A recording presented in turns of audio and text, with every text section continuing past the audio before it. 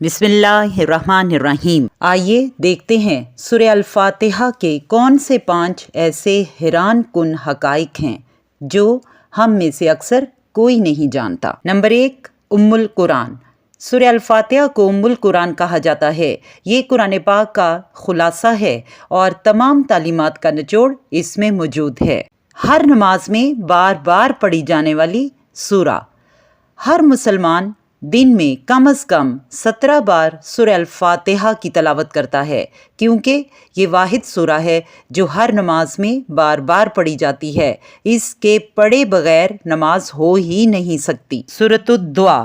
اس سورت کو دعا کہا جائے تو بیجا نہ ہوگا، کیونکہ اس کی آیت نمبر 4، 5، 6 اور 7 میں مسلمان کو دعا سکھائی گئی ہے جو ایک طالب حق کو اللہ سے مانگنی چاہیے، یعنی سیدھے راستے کی دعا۔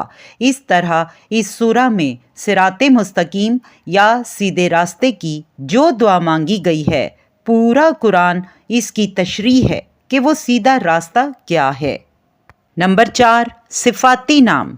اس سورت کے آغاز میں انسان اپنے خالق اور مالک کی صفات کا اعتراف کرتا ہے، یعنی اللہ رب ہے، رحمان ہے، رحیم ہے، مالک ہے۔ عربی قاعدے سے رحمان کے معنی ہیں وہ ذات جس کی رحمت بہت وسیع ہو، یعنی اس رحمت کا فائدہ سب کو پہنچتا ہو، اور رحیم کے معنی ہیں وہ ذات جس کی رحمت بہت زیادہ ہو، یعنی جس پر مکمل طور پر ہو۔ اللہ کی رحمت دنیا میں سب کو پہنچتی ہے، جس سے مومن اور کافر سب فیض یاب ہو کر رزق پاتے ہیں اور دنیا کی نعمتوں سے فائدہ اٹھاتے ہیں، اور آخرت میں اگرچہ کافروں پر رحمت نہیں ہوگی، لیکن جس کسی پر یعنی مومنوں پر ہوگی تو مکمل ہوگی کہ نعمتوں کے ساتھ کسی تکلیف کا کوئی شائبہ نہیں ہوگا۔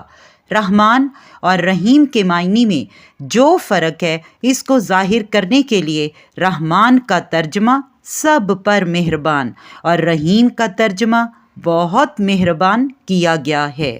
نمبر 5، اس کا نام سورہ شفا، یعنی ایسی سورہ جس میں ممکنہ بیماریوں کا علاج پنہا ہے۔ اے اللہ، تو ہمیں قرآن پڑھنے، سمجھنے اور اس پر عمل کرنے کی توفیق عطا فرما، آمین۔